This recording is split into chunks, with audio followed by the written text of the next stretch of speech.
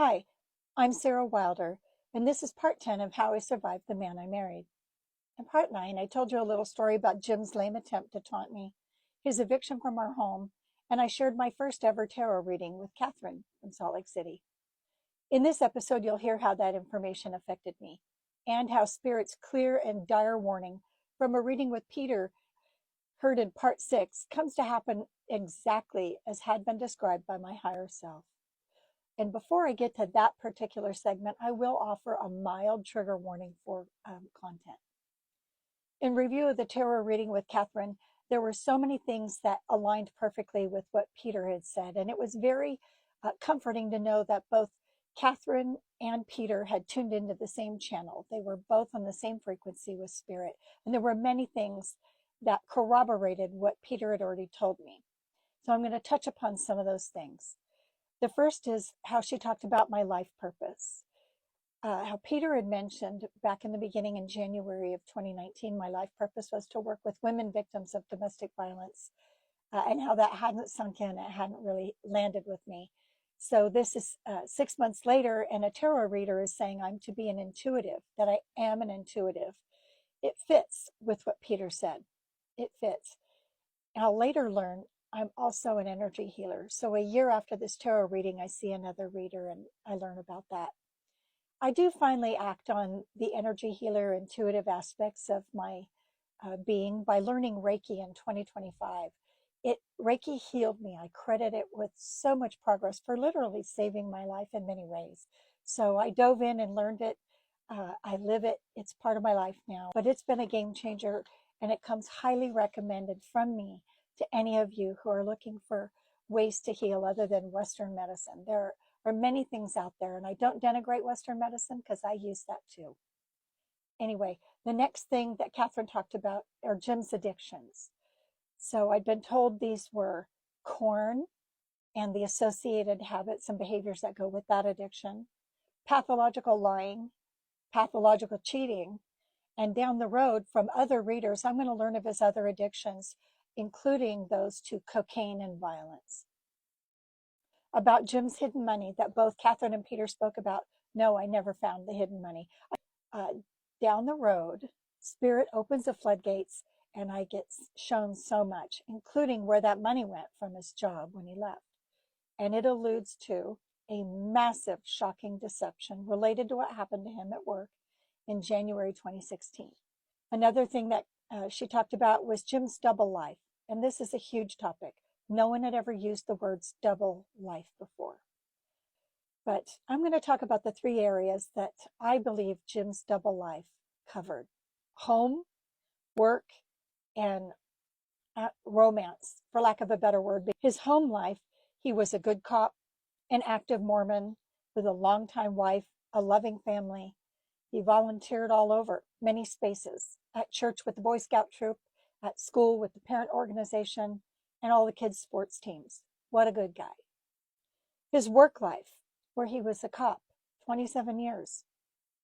He was actually a bad cop, operating independently, who abused those he was meant to serve and protect.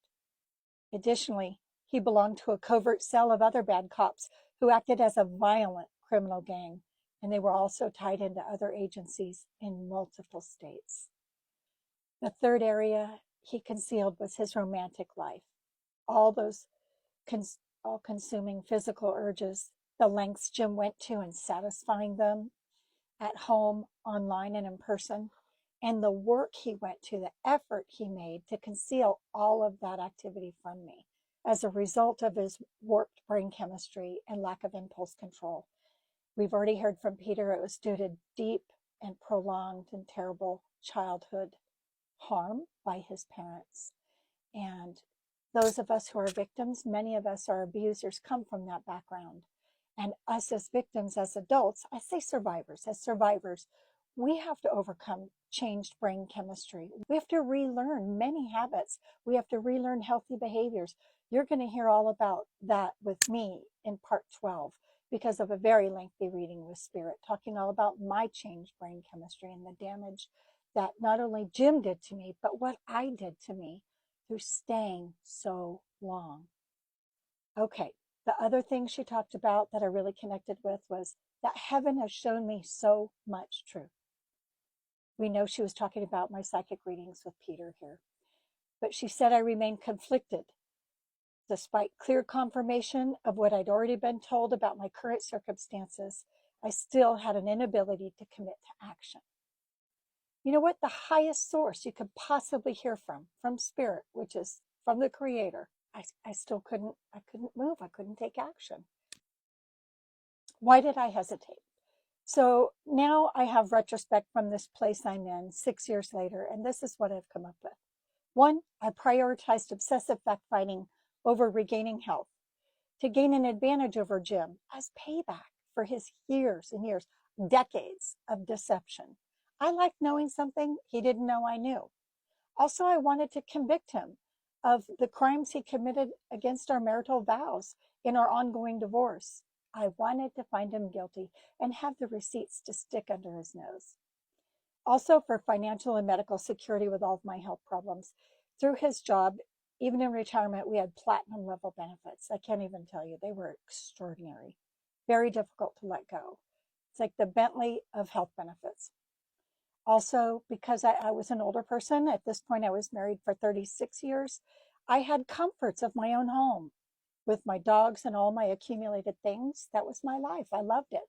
And he wasn't going to leave. I already knew that he was not going to leave. If anyone left our home, it was going to be me, and I just couldn't bring myself to do it. The last thing is the biggest one, and this is the one that Spirit really goes in deep on in part 12 of this series: denial. Denial. Instead of giving each revelation Peter gave me its proper weight when I considered how it related to my marital status, my relationship, which Spirit repeatedly declared dead and decaying from the very first reading, I still clung to it. I filed the information away, suppressing and muting all the really hardest stuff. And I continued to play a game to avoid making the hard and necessary changes to my own life. Okay, so that's a review of the tarot reading, and what went on after is next. So less than 2 weeks after this tarot reading, and you'll remember from the part before this, I evicted Jim the day of the tarot reading. He and our trailer moved back. When he came home and moved back in, I put him in the basement, the unfinished basement, and he set up shop down there. But let me tell you, he was embittered. He brought with him a very dense, thick black cloud of negative energy, and it had an immediate effect on me. So right after that, Rachel moved out, got her own place. But with Jim back, I began spending a lot of energy on secretly searching his stuff. His truck, all his pockets in his clothing, even his man purse he took with him to work and back, to find new evidence. I was not working on myself as advised, repeatedly, to find joyful activities, take walks, meditate, move my body. The tarot reader brought my body up. Speaking of that, she said, my body's suffering from my experience with Jim, as my mom and higher self has said in prior readings. The emotional stress and psychological trauma of living with Jim were taking a toll. I ignored the cumulative effects of my self-destructive choices by doing things that maybe a lot of you do. They're not that unusual. Napping, numbing with weed, escaping through sleuthing. But also, I was being low-key poisoned. I'd mentioned before the Munchausen's by proxy. It happened.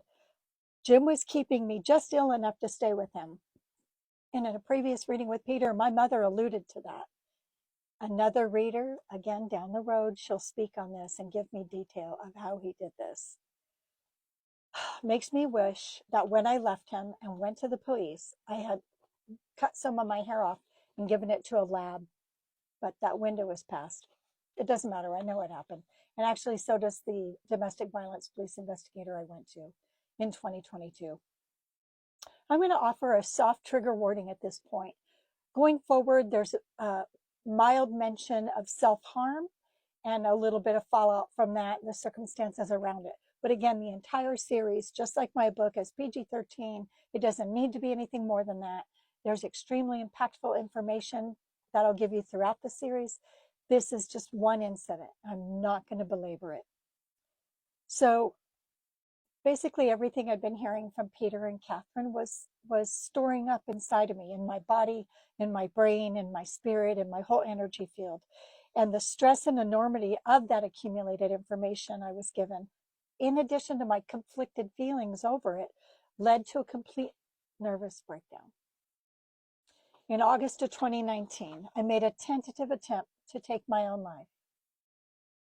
Had I truly meant to finalize things, I was old enough. I knew things.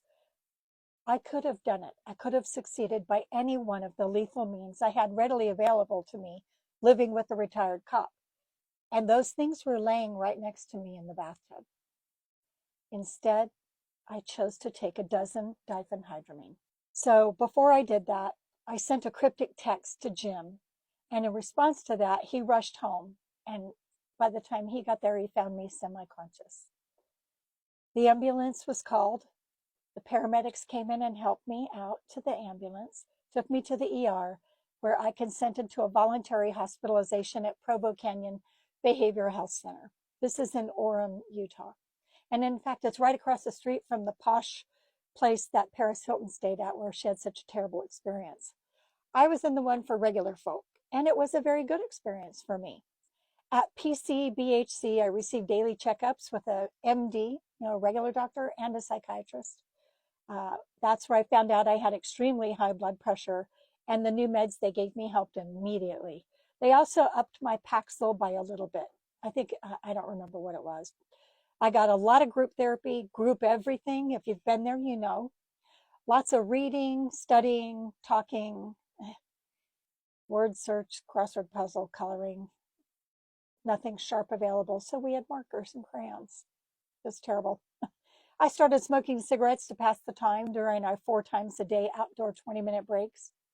These people with me there, every one of them was an encore visitor. I wasn't going to do that. And the funnest thing that happened is during those 20-minute breaks, sometimes we went in the gym and we did volleyball or dodgeball. I was the dodgeball queen. Nobody could touch me.